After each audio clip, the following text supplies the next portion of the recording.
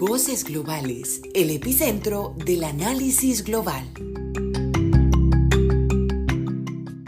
Hoy vamos a hacer un capítulo muy esperado, sobre todo por mí, por los invitados de hoy, yo creo que también. Vamos a hablar de los polos, del Ártico y de la Antártida, esa lucha de poder, podemos decir, esa geopolítica que se mueve en estos puntos en los que, desde mi punto de vista, la gente no habla lo suficiente y de pronto habla solamente desde el punto de vista de cambio climático, que es bastante importante, pero hay mucho más para ahondar en este tema. Para eso, entonces, tengo a dos invitados. El primero es Camilo Uquillas Prieto, profesional en Relaciones Internacionales de la Universidad Jorge Tadeo Lozano, máster en Derecho Internacional Público de la Universidad de los Andes, oficial activo de la Armada de Colombia con grado de capitán de corbeta, actualmente alumno en curso de ascenso en la Escuela de Guerra y es profesor de cátedra de la Universidad Tadeo, en Derecho Internacional de Mar y Seguridad Internacional. Bienvenido, Camilo. Martín, como siempre, un gusto saludarte. Qué alegría volver a estar con ustedes y un gran saludo también a Juan Pablo. Y eso, en efecto, nuestro segundo invitado es Juan Pablo Montoya Piedradita, que es politólogo con énfasis en seguridad, paz y conflicto de la Universidad del Rosario y especialista en análisis de políticas públicas de la Universidad Nacional, magíster en estrategia y geopolítica de la Escuela Superior de Guerra y estudiante de la maestría en planificación urbana y regional de la Universidad de los Andes. Desde hace 4 años se desempeña como asesor en temas de seguridad, planeación, políticas públicas y proyectos para diferentes entidades estatales. Bienvenido, Juan Pablo. Buenas tardes, Martín, nuevamente, a ti, Camilo, como mi compañero de mesa y a todos los oyentes de este podcast. Un placer volver. Empecemos hablando primero Polo Norte, primero del Ártico. Y del Ártico, pues voy a mencionar varios temas diferentes como información y ustedes dirán por dónde quieren comenzar, que es el punto que les parece como más importante para que los oyentes empiecen con el argumento más fuerte. Entonces, en el Ártico, si lo divido por temas, tengo la parte de reclamaciones territoriales, que hay pues diferentes países involucrados, por ejemplo, está Rusia, Estados Unidos, Canadá, Noruega y Dinamarca a través de Groenlandia. Tenemos, por supuesto, el tema de recursos naturales del Ártico, como es el petróleo y el gas, que más o menos está como un 13-15% petróleo y gas, y un 30% de reservas de gas natural. Tenemos minerales y tenemos el tema de pesca.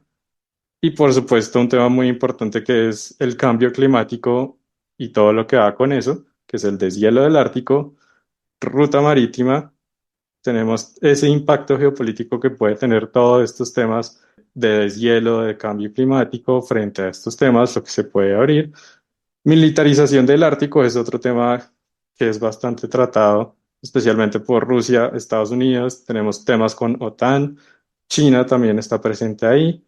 Y bueno, hay muchos más temas relacionados con esto. Entonces, Bueno, Martín, pues es, justamente mencionaste los tres grandes temas del Ártico, como en resumen, y creo que pues con mi compañero de mesa, justamente todos los que tenemos también conocimiento, uno por un lado, el tema ambiental o el tema del deshielo, lo cual pues genera esa dicotomía en el listo, pues tenemos un deshielo producto de un cambio climático, pero que a su vez esa consecuencia del deshielo beneficia a ciertos estados, Rusia, China, por los cuales generaría nuevas rutas marítimas, nuevas rutas comerciales, facilitaría la logística y la movilización. Sabemos que pues, Rusia es uno de los países con más capacidades navales en rompehielos, pues, tienen una tecnología y unos buques bastante desarrollados tecnológicamente, justamente pues teniendo su dominio cerca.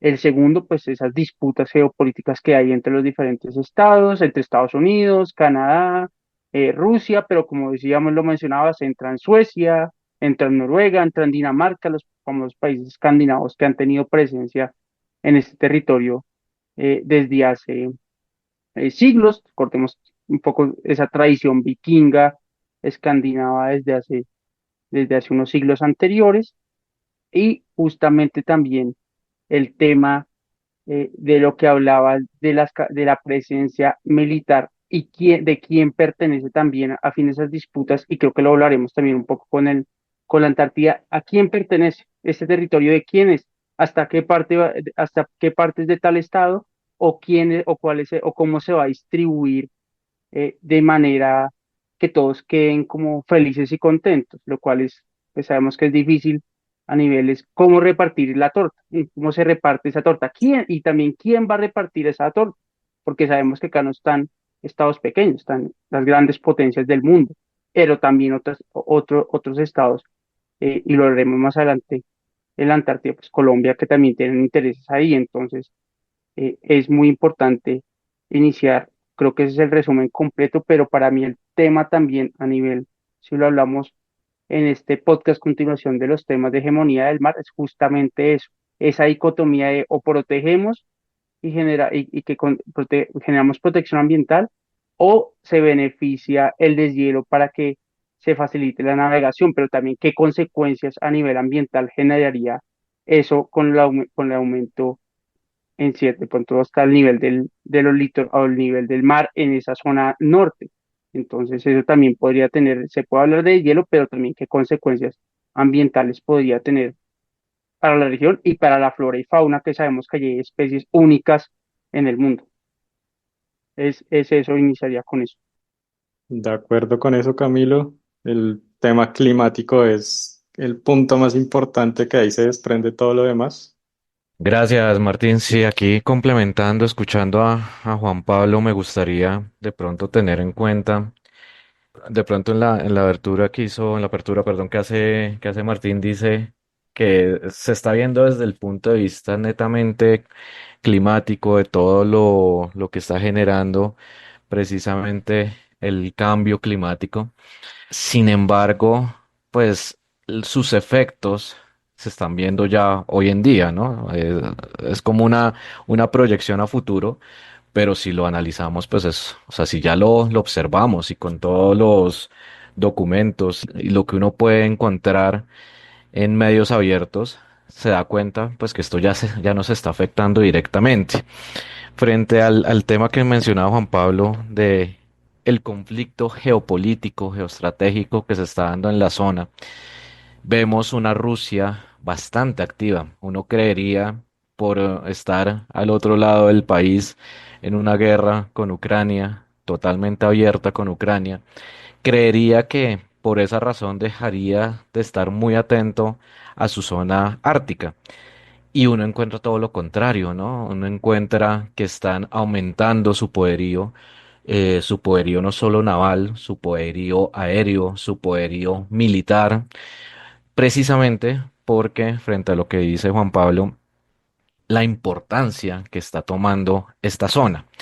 Vemos que con el calentamiento global, el deshielo en el mar Ártico, recordemos que aquí no hay un continente como tal, sino estos son aguas congeladas, se está proyectando unas futuras líneas comerciales que si quieres ahorita lo ampliamos un poco mejor, pero a la larga el debate yo en este momento lo vería más próximo a nosotros desde el punto de vista precisamente de quién van a ser esas aguas. Rusia, sabemos que es firmante y ratificante de la Convemar o de la UNCLOS en inglés, y esto genera precisamente que esté tratando de controlar sus 200 millas náuticas que le corresponden, pero está tratando de mostrar su ampliación de plataforma continental, lo cual le generaría, acuerdo la Convemar, una ampliación más de 150 millas. Es decir, tratar de expandirse a 350 millas náuticas. Para de pronto los que no tenemos el cálculo de qué es una milla náutica, yo siempre trato de calcularla por dos. Entonces, para hacer una aproximación de qué es eso en kilómetros, estaríamos hablando de una extensión casi a 700 kilómetros en línea recta de una expansión, teniendo en cuenta que Rusia es el país costero más o el país que tiene más costa sobre el Ártico.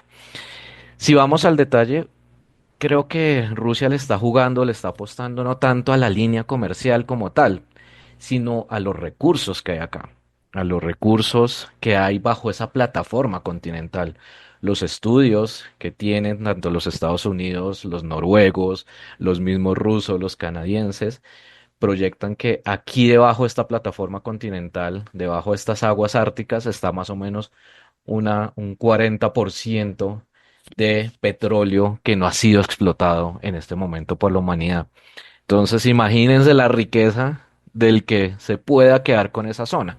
Y Rusia en medio de todo lo está haciendo bajo un planteamiento jurídico internacional totalmente válido, como es lo que dicta la Constitución de los Mares, que es precisamente la Convemar. Exacto, y pero ya iba para eso precisamente el interés de Rusia, no solo de Rusia, yo diría que de Rusia llama bastante la atención, como Camilo lo decía, que en pleno de un conflicto intenso con Ucrania le prestaría la misma atención a este tema del Ártico o no, pero pues como lo decía, de los recursos naturales, esa riqueza que existe allá es vital para Rusia, yo diría que incluso más en este momento que en cualquier otro. También tenemos la parte que me parece muy interesante ahondar pronto, lo de las nuevas rutas marítimas que puedan surgir a partir de todo esto o que existen también, porque pues ahí puede manejar todo el norte en el norte de su país, todo lo que tiene de flotas, todo lo que moviliza por ahí, que da bastante importancia y da una ventaja geopolítica en la zona y que puede causar, digamos que, amenazas a países como Estados Unidos, por ejemplo, y a países de la región de Europa. Juan Pablo, entonces, ¿cómo podemos complementar? ¿Qué podemos agregar?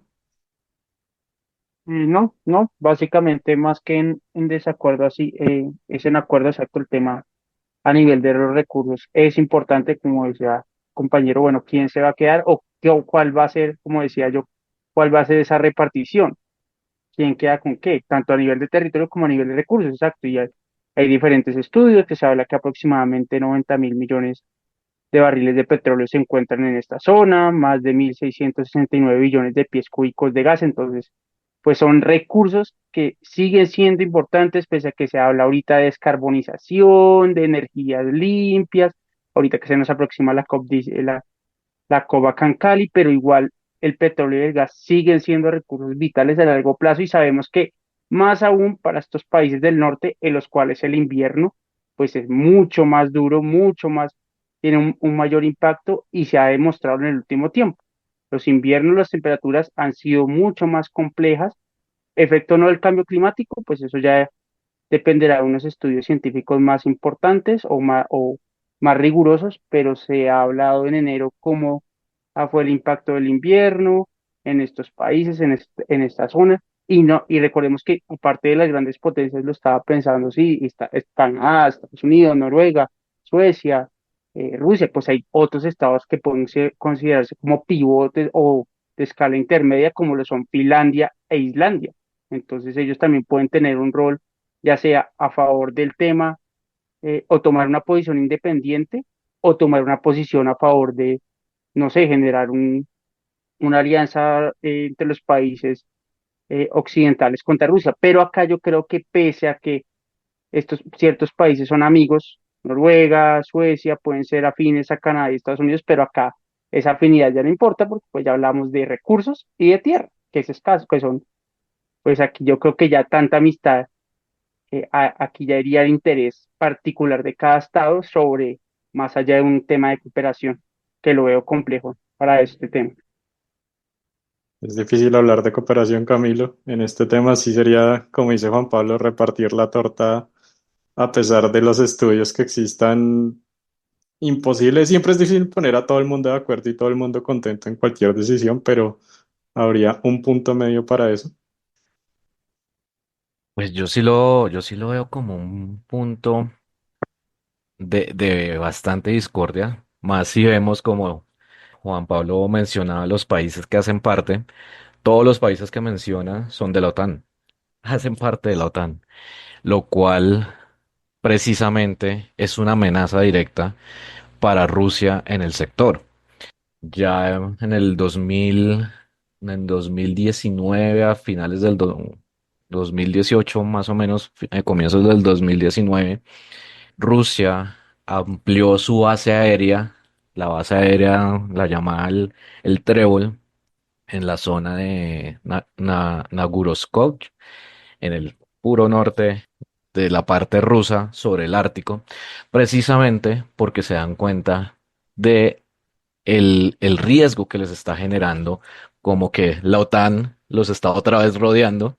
O sea, en Ucrania, si vemos, una de las razones por las cuales Rusia reacciona atacando o invadiendo, en este caso, Ucrania, fue precisamente el acercamiento que le estaba generando la OTAN. Si nos vamos hacia donde estamos, el tema de hoy en el Ártico, está ocurriendo algo muy parecido. Si vemos, pues Noruega está pidiendo el máximo apoyo de los Estados Unidos. Ahí sí, voy hacia lo que dice Juan Pablo. Creo que a los Estados Unidos este tema no le llama tanto la atención como lo puede ser para Canadá, como lo puede ser para el mismo Noruega, como lo pueden ser todos estos países que tienen sus límites directos en el Ártico. Pero si vemos, pues para Estados Unidos no es una política así muy de las políticas principales de Estado. Entonces, por eso creería que la cooperación se va a ver un poco limitada a lo que opine o no pueda opinar frente al tema Estados Unidos. Recordemos que la OTAN, a la fecha que estamos grabando esto, faltan un mes larguito para ver qué ocurre en Estados Unidos con las nuevas elecciones y sabemos que la OTAN con un nuevo presidente en Estados Unidos va a cambiar su proyección. Entonces sí vería como la cooperación, sí estaría de acuerdo con Juan en que la cooperación en este sector es bastante complicada. Primero porque estamos hablando de recursos, segundo estamos hablando de aguas y tierras dentro de estas zonas y sobre todo, pues que vamos a enfrentarnos prácticamente las potencias identificadas en la OTAN contra otra vez unos intereses rusos bastante manifestados que ha salido ante los medios internacionales antes de que fuera vetado totalmente, pues a raíz de lo que está ocurriendo en Ucrania, pero antes del 2020, Rusia lo estaba haciendo totalmente abierto. Llevaba periodistas, llevaba diplomáticos, llevaba a todos a mostrarles su poder ártico para tratar de que el mundo supiera cuál era su política frente al tema. Ya para ir terminando mi intervención, recordemos que aquí aparece un nuevo integrante dentro de estos estados poderosos y China. China está totalmente aliado a lo que está o lo que quiere Rusia, precisamente más desde el punto de vista de la exploración y explotación de esos recursos y sobre todo para evaluar cómo va a ser esto de la ruta marítima del norte, que es la que pasaría frente a costas de Rusia en el Ártico. Sin embargo, pues ahí el que le está impulsando, inyectando bastante no solo capital, sino también tema internacional es China. Entonces ahí veríamos unas cooperaciones que se van dando en el sector. Bien, pues Juan Pablo, primero, si quiere complementar algo de lo que dijo Camilo, la parte de China me parece fundamental en esto. Y más adelante, en la segunda parte, si quieren, hablemos de esas posibles también rutas marítimas, porque la parte de comercio me parece importante, a pesar de que el deshielo cause un montón de problemas que también trataremos, pero también podemos decir que ciertas oportunidades, ventajas, nuevas rutas marítimas, más cómodo, más fácil navegar, se demora menos tiempo, gasta menos recursos para ir de un lugar a otro. Eso trae ciertas, pues, ventajas comerciales para la región, para en general el globo, yo diría. Se gasta menos, la navegabilidad es más fácil, el comercio se facilita. Es algo positivo dentro de ese mal posible del deshielo y las consecuencias terribles que podría causar inundando islas, complicando la fauna y la flora de diferentes regiones. pero las rutas comerciales valdrían la pena a pesar de eso. Pues Martín, ahí como para complementar todo lo que decía Camilo, yo creo que Estados Unidos tuvo su victoria, una victoria temprana y fue Alaska, ya en el Ártico. Entonces, comprar Alaska fue una gran victoria para ellos y lo posicionó el Estado, su último estado en estar formalizado, pero sí lo que hemos hablado, y estoy de acuerdo con Camilo, de un tiempo o de unos años para acá, ellos han estado un poco aislados o un poco desentendidos del tema, como decía Camilo, pues quien le ha metido, como lo diríamos popularmente, la ficha o quien ha tenido mayor interés y mayor actividad, pues es Rusia. Y con respecto a lo marítimo, pues sí sería bien interesante ahorita. Solo hablo de eso para que mi compañero de mesa lo amplíe mucho más con sus conocimientos. Para mí también sería bien interesante porque ya China tiene su estrategia de collar de perlas y de ruta marítima en las aguas calientes, en la adquisición de puertos. Estados Unidos ya también está, y a India están haciendo su contraposición, como su contraestrategia, contrarrespuesta a esta estrategia, valga la redundancia, del collar de perlas en toda la navegación desde el mar meridional chino hasta costas europeas en el mar Mediterráneo. Pero también sabemos todo el tema de puertos. ¿Quién es el mayor, cómo se ha expandido China en el tema portuario? Pues los mayores puertos del mundo pues los chinos son los dueños de los mayores puertos del mundo. Entonces tenemos Shanghái, que es el principal, Singapur, pero también tienen harta inversión en los puertos europeos, tanto en Rotterdam como Amberes, como en Hamburgo han invertido, ya también en esos puertos que ingresan del Mar Rojo. Esa inversión sabemos que China desde hace un año le ha apostado a la inversión en infraestructura y más que todo a estos países, hasta esas zonas entre Europa y China, sabemos que son países de escasos recursos, lo que es el Cuerno de África, lo que es el sudeste asiático, pues China ha invertido en ellos y estos países pues han aceptado esa ayuda. Entonces sería muy interesante a futuro ver si estas nuevas rutas generan estos cambios o no. Se habla de, claro, se reducirán los costos, pero como decimos, ¿qué costo a nivel ambiental? Valga la redundancia.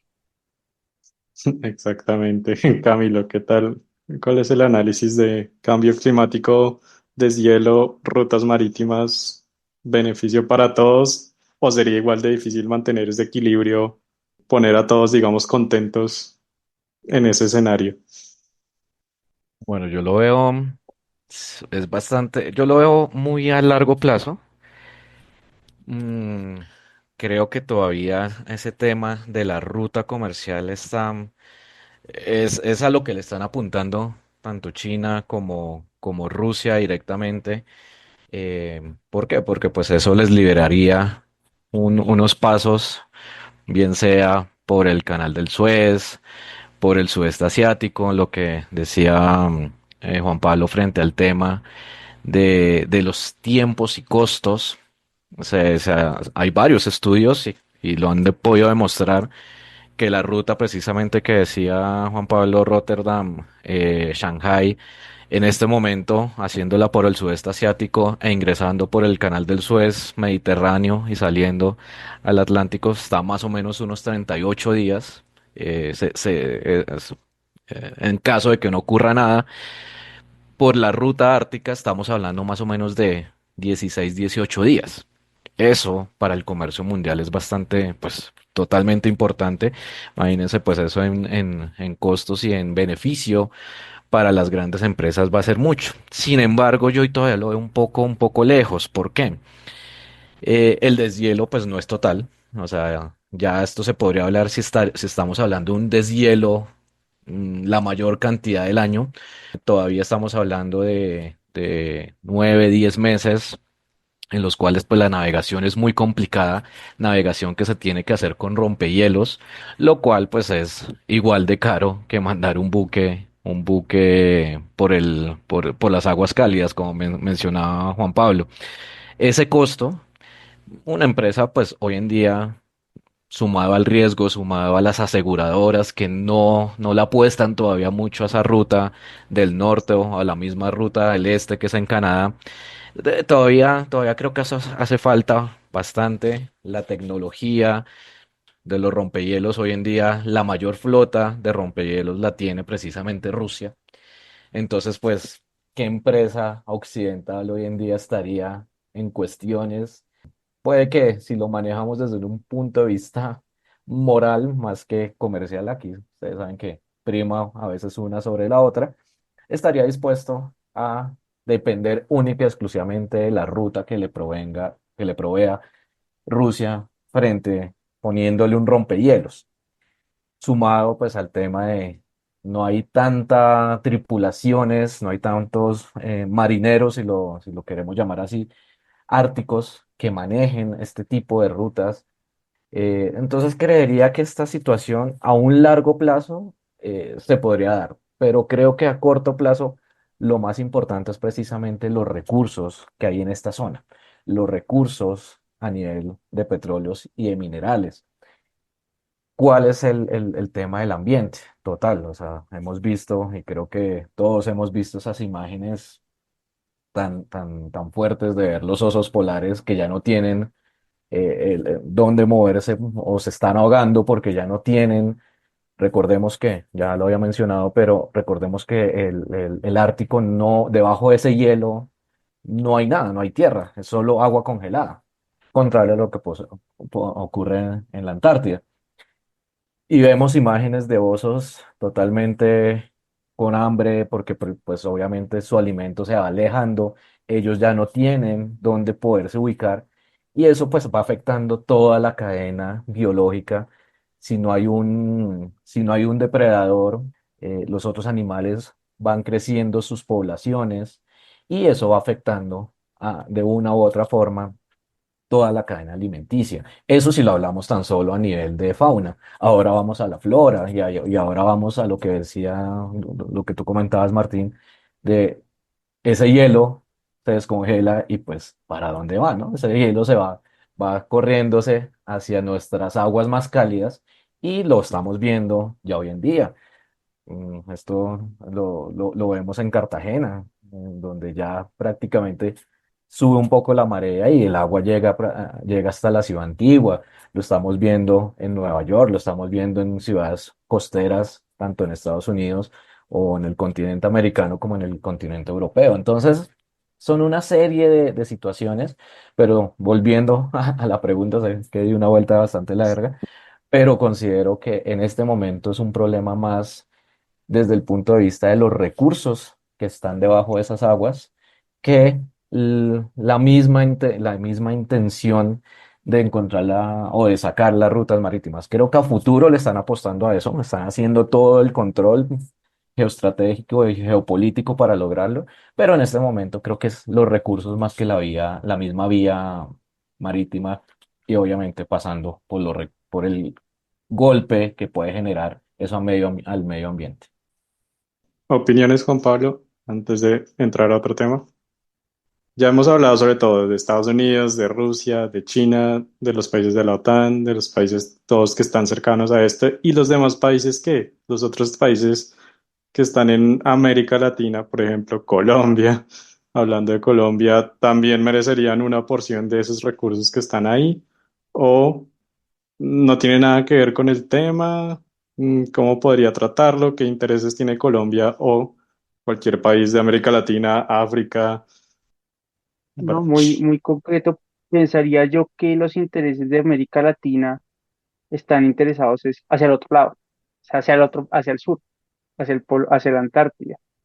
Pero como dijo ahorita Camilo, pues claramente si hay deshielo y hay unos temas ambientales tendrán consecuencias a nivel, pues para estos países, lo que dijimos, para Cartagena, para todas las zonas costeras, tanto, pues somos, a nivel Latinoamérica somos un continente también, o bueno, no más que un continente, una región bioceánica, tenemos a ambos océanos y si contamos el sur, eh, pues tenemos esa porción allá en Magallanes que también puede tener impacto. Entonces, pero pues a nivel, siento que este es un conflicto más de el norte global que de los países, y como dijimos, de pronto entra China, pero de pronto no entrarían tanto como si los países o los otros estados latinoamericanos están volcados, siento yo, o pienso yo, y lo hablaremos más adelante, hacia el otro, como les decía, hacia el sur, no hacia el norte. No sé si Camilo tenga una opinión similar o contraria.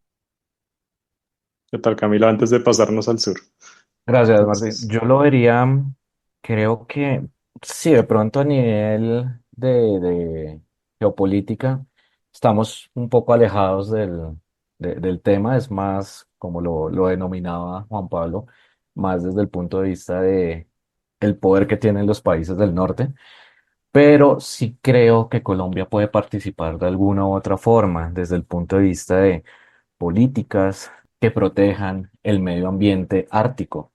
Vemos las consecuencias, y ahorita que vamos con el segundo tema del programa de hoy, las consecuencias a la larga las terminamos recibiendo nosotros directamente. Esto que les comento de que suba el nivel del agua en nuestras ciudades costeras, pues nos tiene que afectar de alguna forma. Considero que la participación de Colombia en foros internacionales como el que vamos a tener aquí en Cali con la COP16, son espacios en los cuales Colombia puede tener voz y llamar la atención sobre el tema, llamar la atención de que es necesario tener políticas y estrategias de conservación de esto no solo desde el punto de vista ambiental, sino también desde el punto de vista de protección global, ¿no? O sea, como un foco de normatividad, pero no que solo quede en el papel, sino que sea efectiva y ejecutable, que a la larga es lo que importa. Entonces, puede que no estemos en la participación directa de, oiga, qué buque voy a enviar, cómo voy a proteger, porque pues, contrario a a lo que vamos a explicar ahorita en la Antártida, en el Ártico sí hay dueños.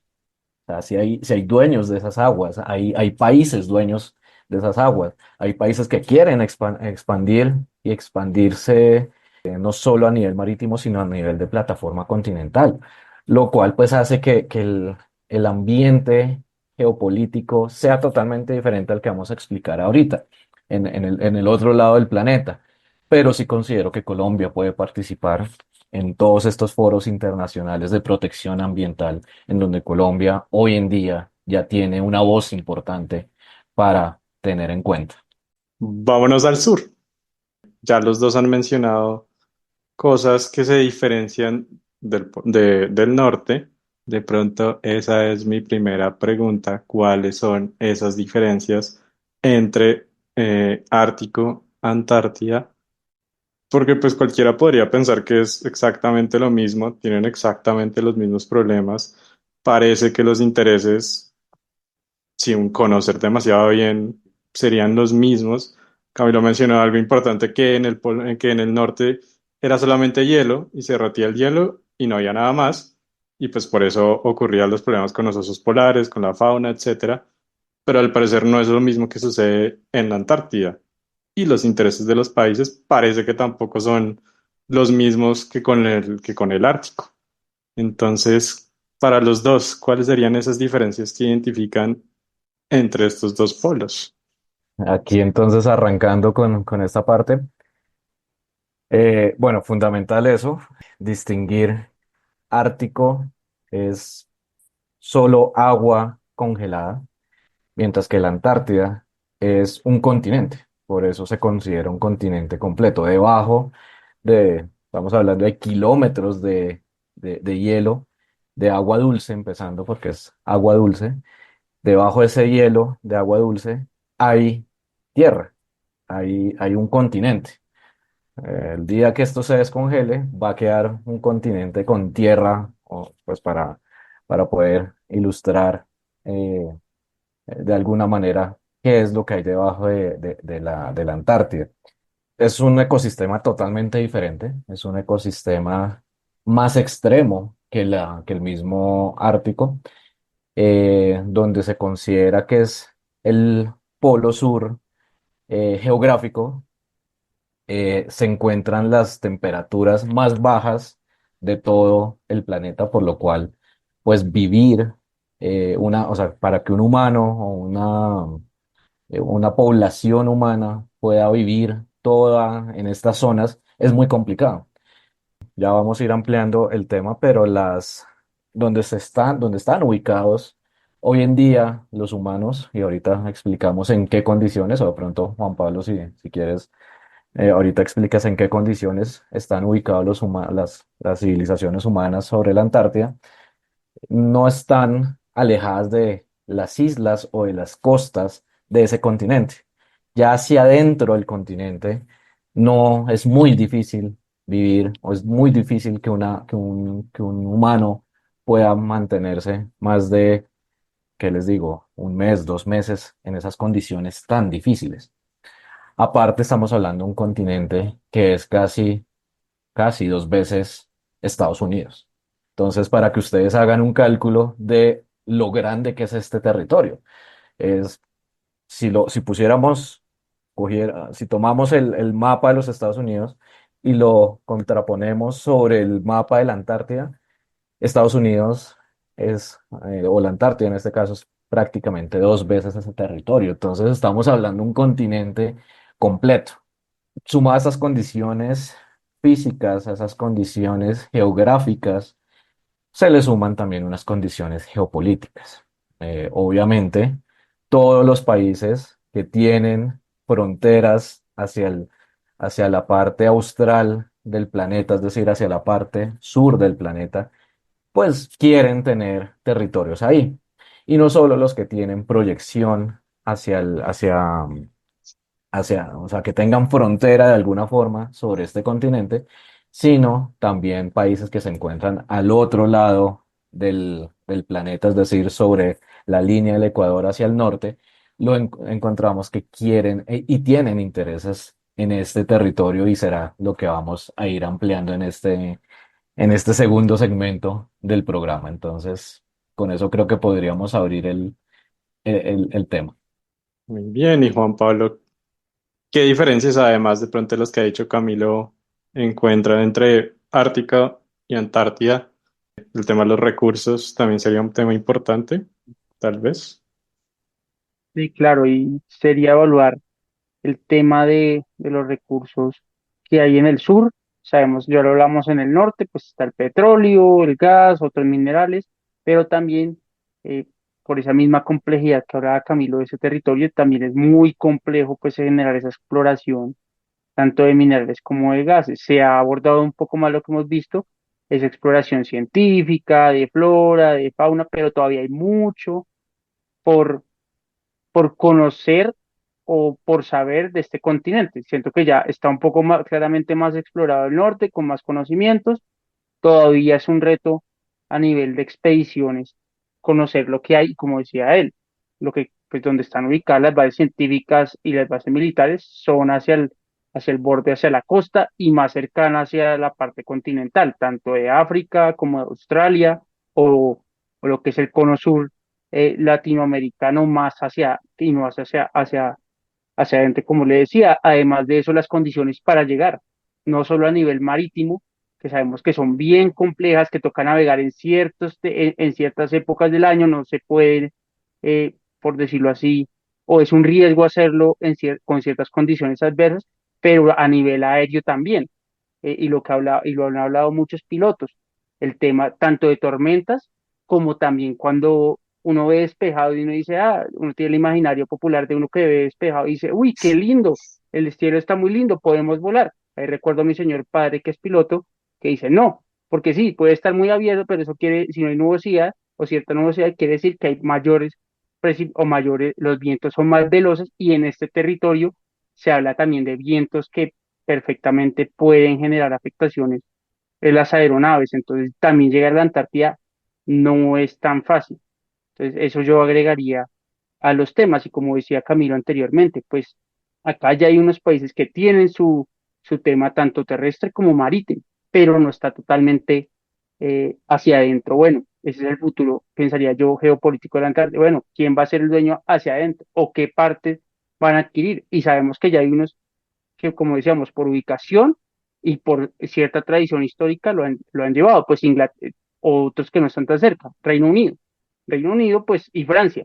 No es tan cerca el Polo Sur, pero gracias a sus expediciones, ya lo que hicieron hace siglos anteriores, en ese gran siglo de las expediciones, pues tienen porción o tienen territorio. Y Colombia, nuestro interés de apoyar expediciones científicas, que ahí Camilo tiene mayor conocimiento, lo que ha hecho nuestra Armada Nacional, Dirección General Marítima, nuestra Comisión Colombiana del Océano, que ya ha generado exploraciones científicas en este territorio. Eso también puede ser como a futuro los demás estados, cómo, qué rol asumen más allá de los que ya tienen como su porción legal o su, sí, tanto terrestre como marítima y aérea, ahí ya se incluye en esta zona.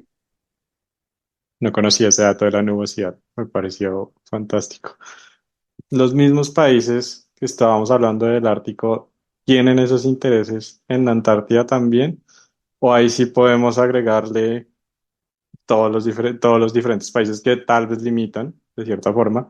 África, como decía Juan Pablo, ya el cono sur de América, pueden también tener un poco más de protagonismo, digamos, que en el caso del Ártico. Podría haber incluso tal vez más conflictos porque se involucrarían más países o sería la misma como lucha de poder, digamos, por la Antártida que por el Ártico.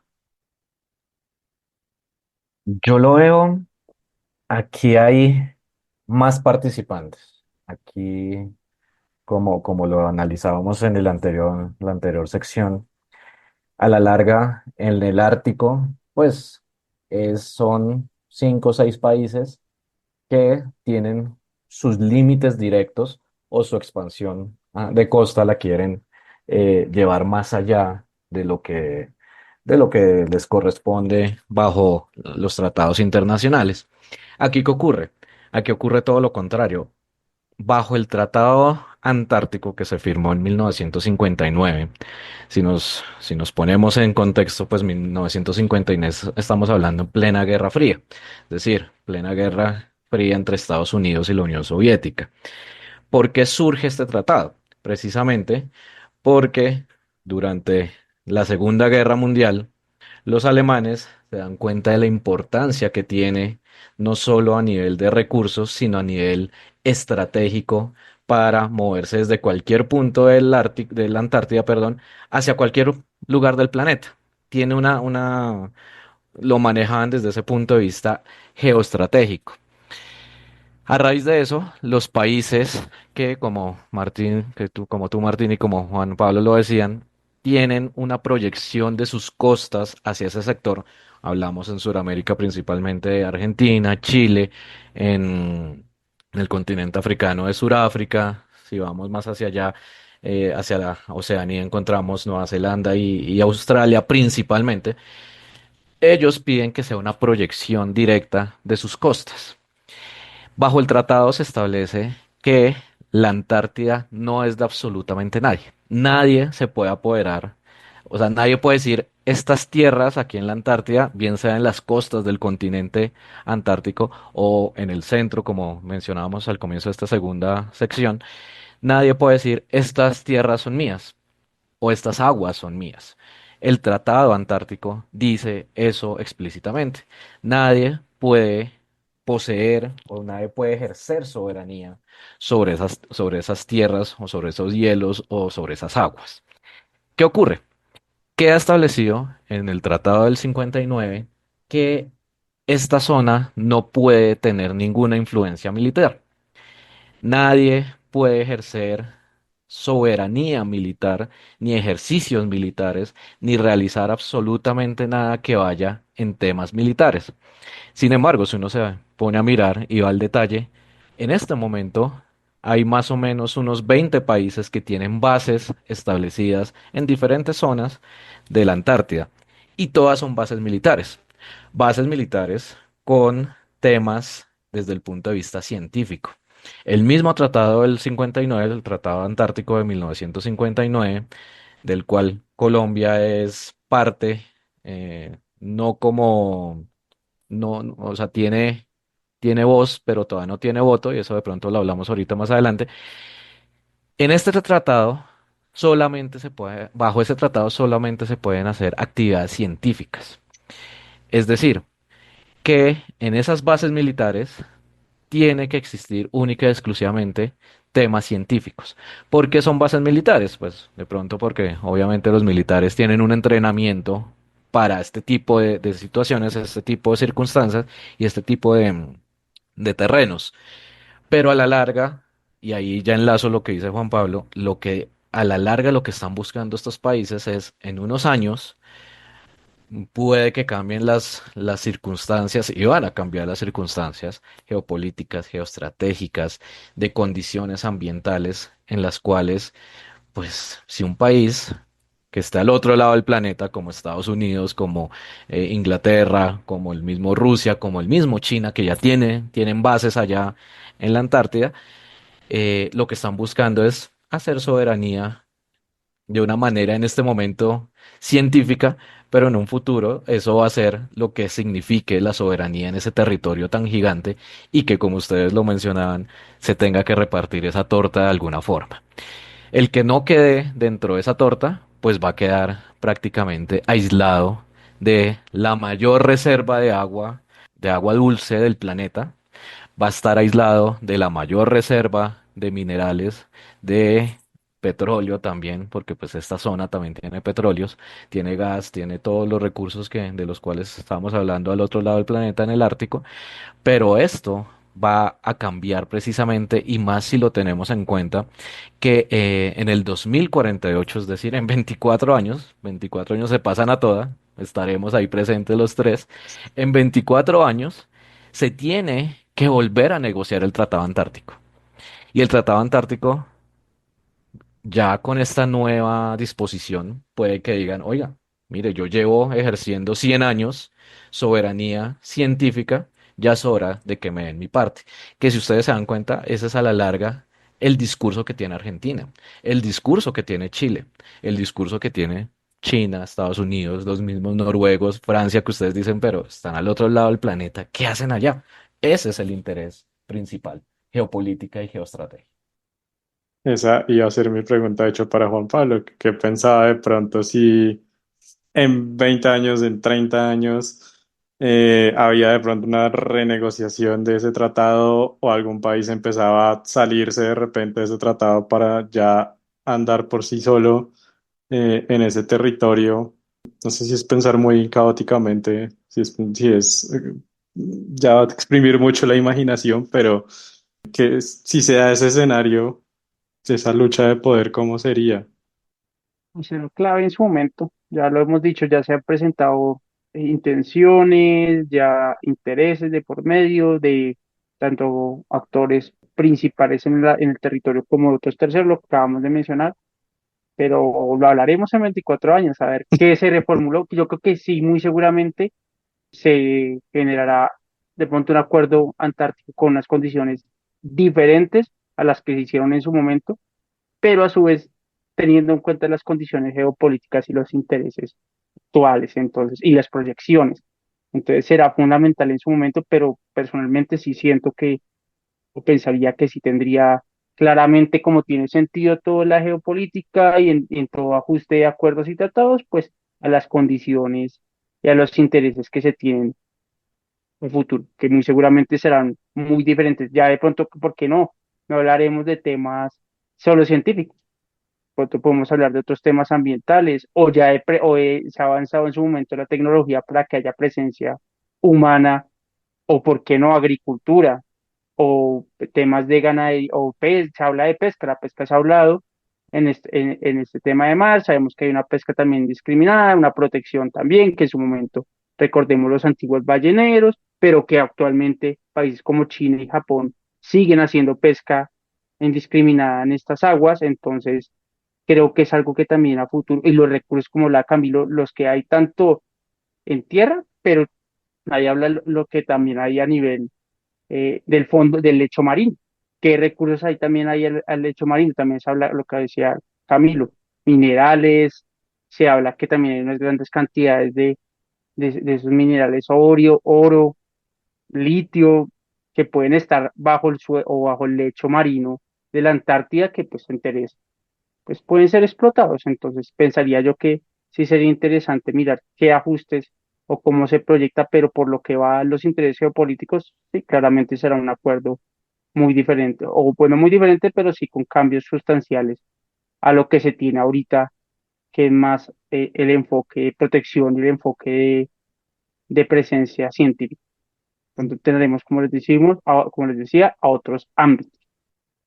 Y a mí me suena que esas negociaciones serían bien pesadas.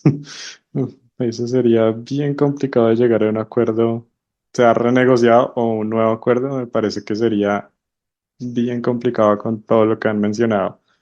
Pero entonces ahora pasémonos a Colombia. Ya Juan Pablo lo dijo antes que en el Ártico para él como que no tenía como Colombia mucha importancia por ahí. Camilo dijo como Colombia puede aportar mucho, pero pues los dos estamos, los tres estamos de acuerdo en que en la Antártida es un caso totalmente diferente. Ahí Colombia ya tiene un papel más, no sé si quiero decir protagonista, pero sí se mueve mucho más ahí.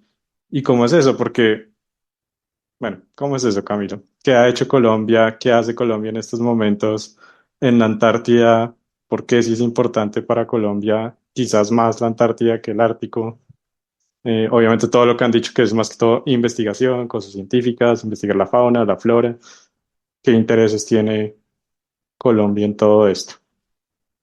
Es fundamental para Colombia, Martín, eh, participar de todos estos temas. Por eso creería que frente a lo que hablábamos en el Ártico, Colombia tiene que participar de esa forma de crear normatividad y estar presente en esas discusiones. En la Antártida, aún más.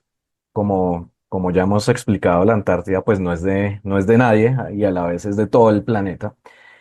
Por medio del Tratado Antártico queda establecido que estos principios y sobre todo porque desde hace más de 10 años Colombia viene participando de expediciones científicas.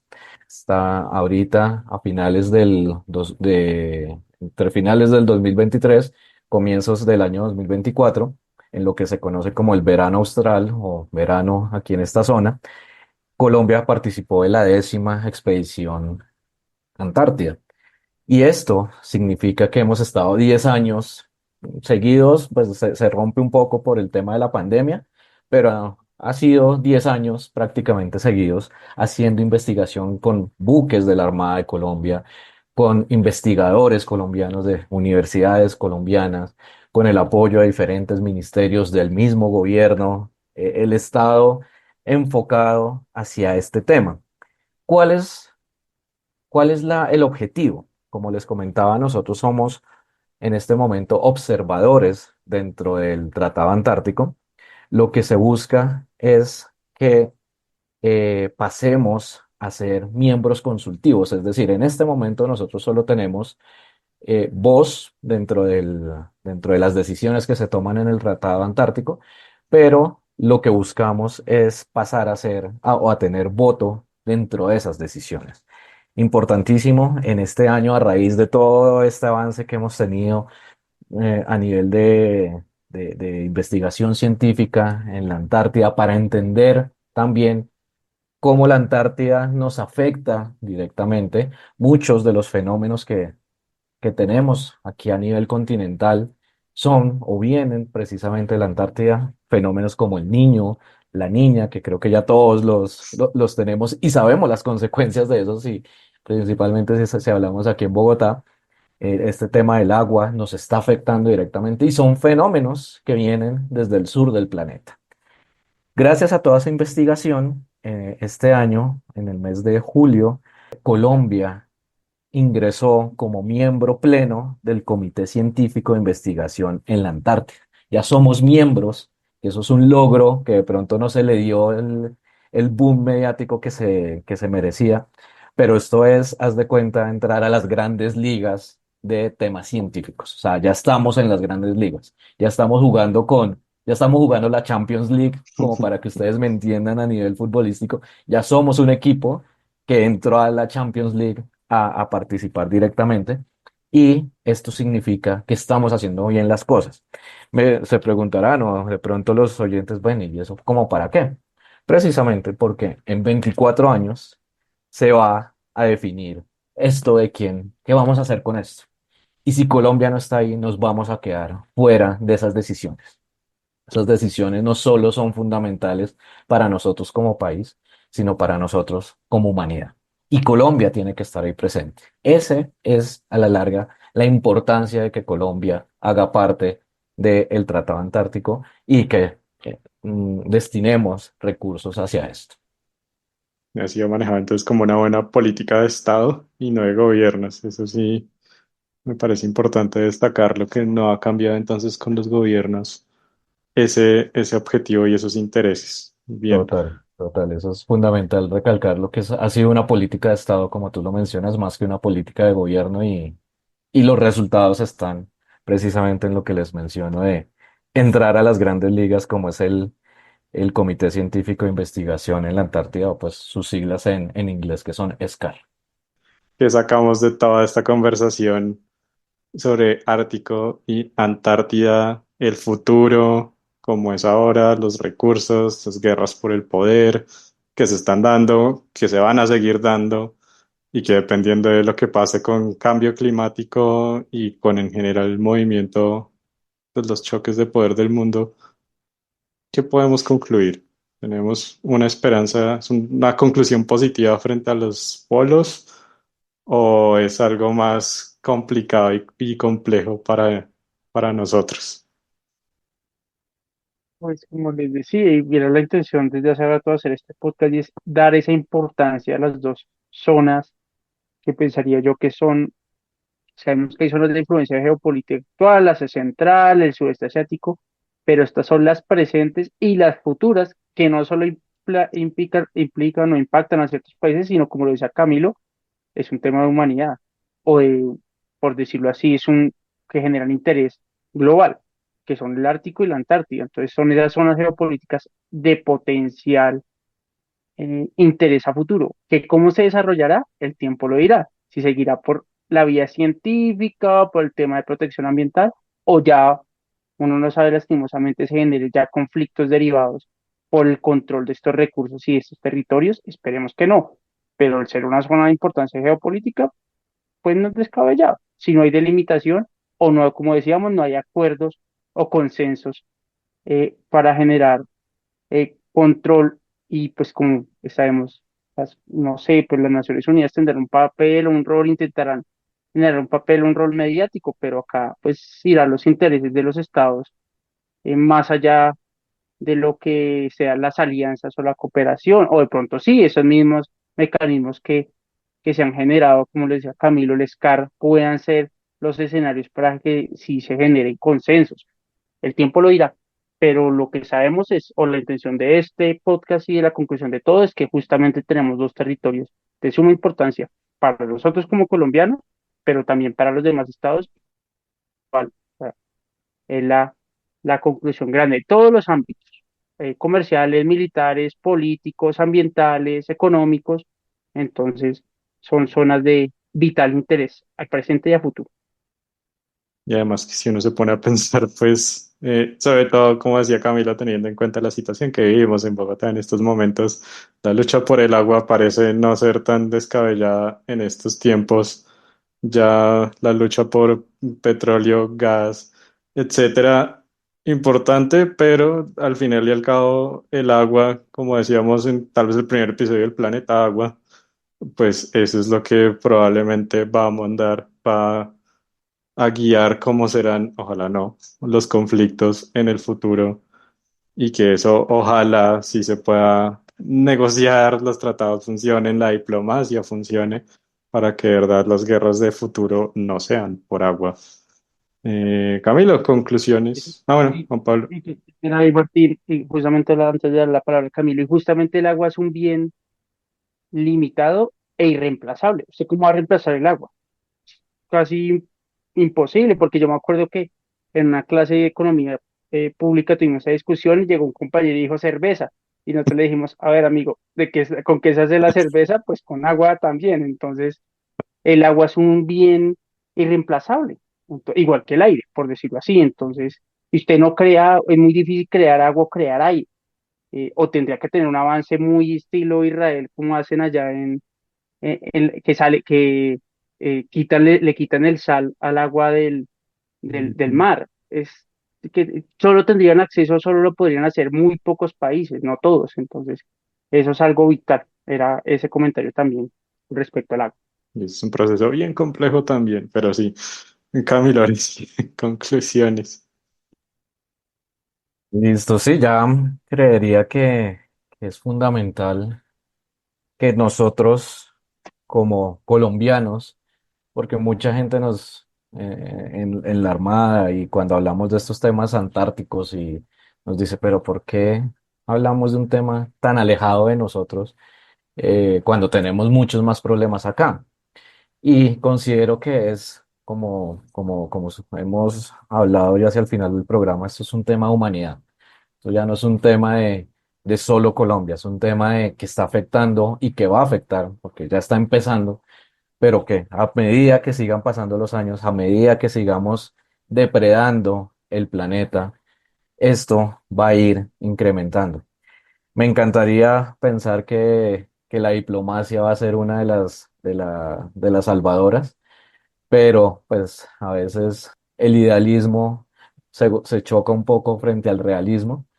Y en ese caso, pues solo es llamar la atención que la gente tenga conciencia de eso. Como tú hablabas ahorita de planeta, cuando hablamos del tema de planeta mar, ser conscientes que existe el tema, que existe el problema, que hay un problema que puede que esté muy alejado, pero que tarde o temprano nos está afectando. Tarde o temprano es el agua. O sea, el agua en una ciudad como Bogotá, desde donde estamos grabando hoy este programa, ¿quién se iba a imaginar hace 20 años, 30 años, que Bogotá se iba a quedar sin agua? Nunca.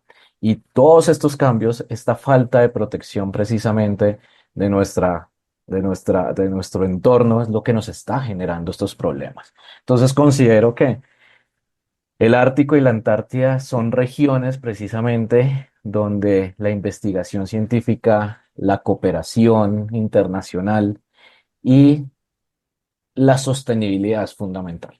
Es fundamental meter ese discurso en todos nosotros, así estemos totalmente alejados de cada uno, porque nosotros somos un país tropical, el cual cualquiera de los dos nos queda súper alejados, pero sabemos que nos está afectando.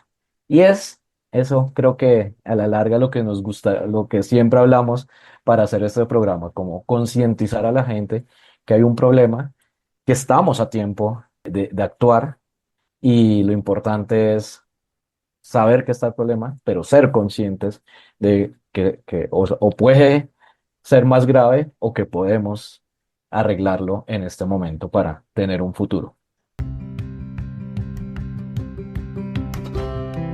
Recomendaciones de la semana.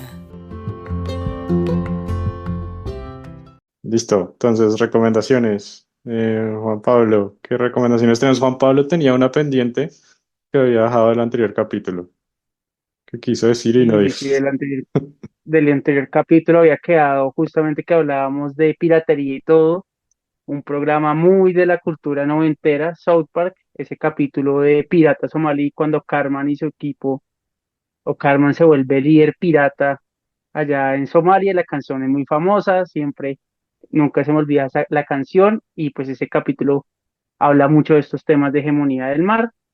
Otra serie muy famosa que le encanta a mi hermano menor le encantaba hace un tiempo, Defensores de Ballenas, ahí se muestra todo el tema de pesca y sobrepesca por parte de países asiáticos, puntualmente China y Japón, en estas aguas de la Antártida. Y el otro, un artículo muy interesante de Norma Pensado, es una diplomática mexicana sobre Rusia, la nueva geopolítica del Ártico, un artículo muy concreto, pero muy claro lo que justamente todo lo que hablamos al inicio del podcast impacta no solo a los países del norte global, sino que ella también habla desde la importancia o la influencia que tendría estas decisiones del Ártico para México. Era eso, para hacer el paso a mi compañero de mesa. Genial, Camilo. Bueno, yo recomendaría esta vez una serie. Es una serie ya tiene sus añitos, es como el 2015 más o menos, 2015-2016. Inicialmente era de un canal sci-fi, hoy en día se consigue todas las temporadas en Amazon Prime. Se llama The Expanse o La Expansión. Es una, como un thriller enfocado a cómo va a ser la expansión de la humanidad cuando este planeta ya no sea viable. Entonces, la humanidad tiene que expandirse hacia Marte, hacia los cinturones de asteroides y cómo empiezan a crearse empresas que empiezan a explorar y explotar estos planetas. ¿Por qué quisiera llamar la atención sobre este tema? Estamos viendo la revolución o la nueva carrera aeroespacial que se está dando no solo a nivel de estados, no solo a nivel de países, sino que ahora ingresó un nuevo participante que son las empresas privadas. Vemos todos los avances que está generando SpaceX, toda esta tecnología enfocada precisamente a, creo que este planeta ya nos está quedando pequeño, salgamos al exterior, pero entonces en esta serie se plantea, oiga, ¿quién es el dueño frente al tema que veíamos ahorita con la Antártida? ¿Quién es el dueño del espacio? ¿Quién vendría a ser el dueño para explorar esos planetas? ¿Qué organismo o qué organización, ya aquí no podríamos hablar de multilateral, sino interespacial, podría entrar a mirar, oiga, ¿y quién puede explorar Marte? ¿De quién sería Marte? ¿De quién sería algo más cercano? La Luna. ¿De quién podrían ser los asteroides? Y lo estamos viendo, esto ya no es ciencia ficción. Si ustedes van y miran, Japón ya logró llegar a un asteroide. China ya tiene programado para el próximo año llegar a la cara oculta de la Luna. Estos temas de SpaceX, ya privados que puedan llegar al espacio exterior, ya nos está tocando la puerta y consideraría que sería un buen programa en un futuro sentarnos a hablar sobre astropolítica, que es como se llama la rama del derecho o la rama encargada de ciencias humanas sobre este tema. No sabía eso. Astropolítica, maravilloso. Gracias por sumarte a este análisis internacional en Voces Globales. Te invitamos a seguir explorando, debatiendo y formando opiniones independientes. Disponible en tu plataforma de podcast favorita